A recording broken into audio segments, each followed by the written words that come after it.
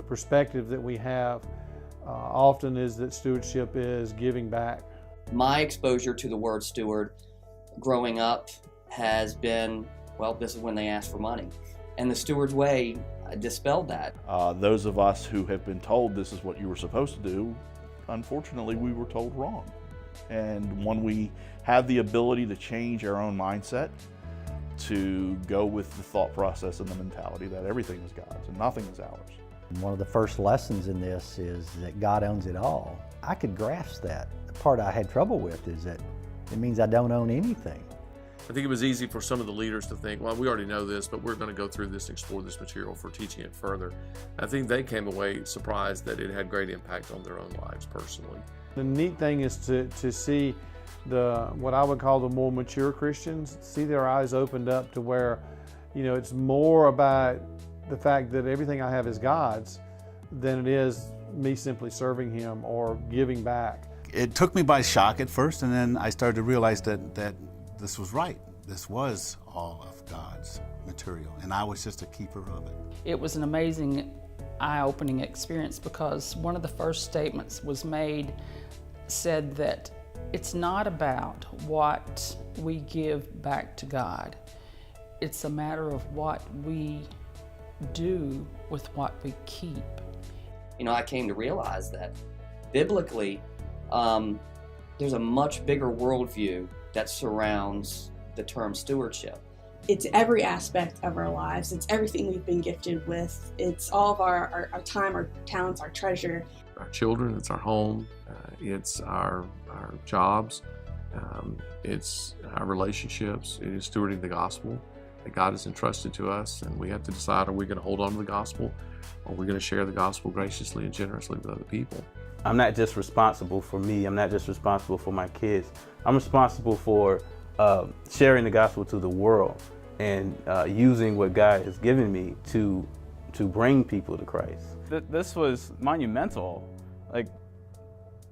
I think God's tried to make big pushes in my life for me to have a relationship with Him. And I think this was the largest. This was what literally brought me to Christianity. This was the biggest push He's ever had in my life.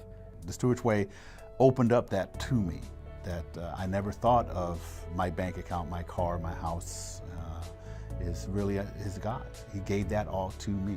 To me, it's the daily application of the Lordship of Jesus Christ in my life. I think it has broadened our sense of awareness. Every day, God's called me to be a steward. I'm living for God, and He not only has He given me things, He's given me life. Everything we have, one, is from God, and then that we are supposed to be managing it for the glory of God. Want to sacrifice more, live sacrificially. Look at how much I can give and how much I can keep on hand to give away to people and just what I can do to help people. And before the Steward's Way, I never thought of that.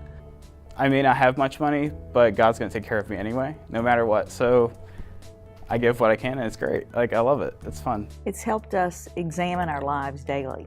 To reframe it like it is in the Steward's Way, and to put all of those pieces about our faith and a biblical worldview and God's perception of you and your material wealth and your skills and talents and strengths and the other things He's gifted you with. And able to see more grace and try to practice grace in our life because we are given so much. Yeah, and we're just a steward of it.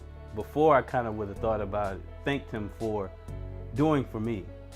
Instead of now, I look at it as I put you here. And take more interest in what God has given us, which is so much more. And we didn't see that beforehand. I really did not see that. I had not been taught. It was interesting because when we began the study, I've got members in our study that have been members in this church for 60 years. And to hear one of them say, yeah, we've read it in Scripture, but this is the first time we've heard that stewardship is more than just give what we give back, but it's being stewards of what we have. I wished when I was younger in my faith, I had some of these questions asked to me, and I had some of this presented to me. I wish I had learned all of these concepts when my children were small. However, I have the opportunity to input to my granddaughters now.